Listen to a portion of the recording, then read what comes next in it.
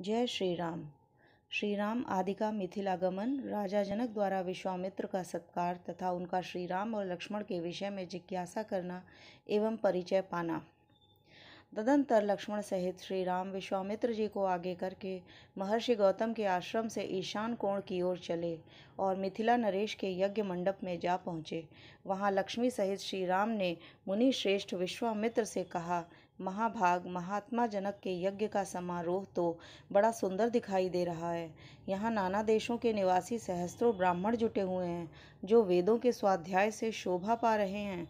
ऋषियों के बाड़े सैकड़ों छकड़ों से भरे दिखाई दे रहे हैं। ब्राह्मण, अब ऐसा कोई स्थान निश्चित कीजिए जहाँ हम लोग भी ठहरे। श्री रामचंद्र जी का यह वचन सुनकर महामुनि विश्वामित्र ने एकांत स्थान में डेरा डाला। वहाँ पानी का सुभीता था। अनिष्ट्य उत्तम आचार विचार वाले नृपश्रेष्ठ महाराज जनक ने जब सुना कि विश्वामित्र जी पधारे हैं, तब वे तुरंत अपने पुरोहित शतानंद को आगे करके अर्घ लिए हुए विनीत भाव से उनका स्वागत करने को चल दिए।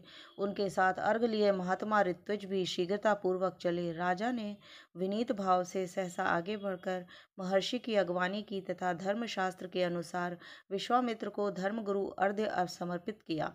महात्मा राजा जनक की यह पूजा ग्रहण करके मुनि ने उनका कुशल समाचार पूछा तथा उनके यज्ञ की निर्बाध स्थिति के विषय में जिज्ञासा की।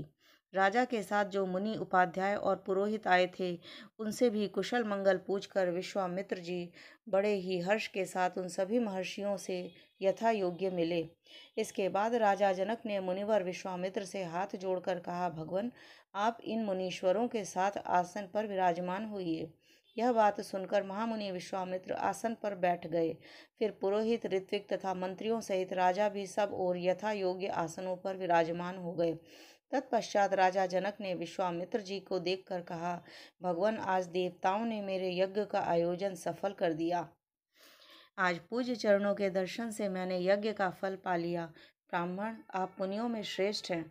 आपने इतने महर्षियों के साथ मेरे यज्ञ मंडप में पदार्पण किया, इससे मैं धन्य हो गया। यह मेरे ऊपर आपका बहुत बड़ा अनुग्रह है। महर्षि, मनीषी ऋत्विज्ञों का कहना है कि मेरी यज्ञ दीक्षा के 12 दिन ही शेष रह गए हैं। अतः कुशिक नंदन 12 दिनों के बाद यहाँ भाग ग्रहण करने के लिए आए हुए देवताओं का दर्शन कीजिए।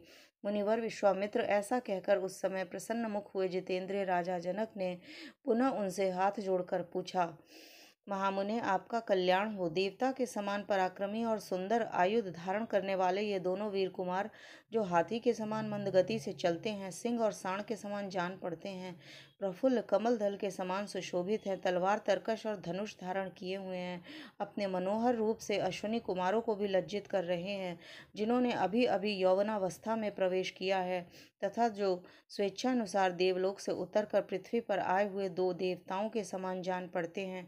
ये किसके पुत्र हैं और यहाँ कैसे, किस लिए अथवा किस उद्देश्य से पैदल ही पधारे हैं? जैसे चंद्रमा और सूर्य आकाश की शोभा बढ़ाते हैं, उसी प्रकार ये अपनी उपस्थिति इस देश को विभूषित कर रहे हैं। ये दोनों एक दूसरे से बहुत मिलते जुलते हैं। इनके शरीर की ऊंचाई, संकेत और हैं।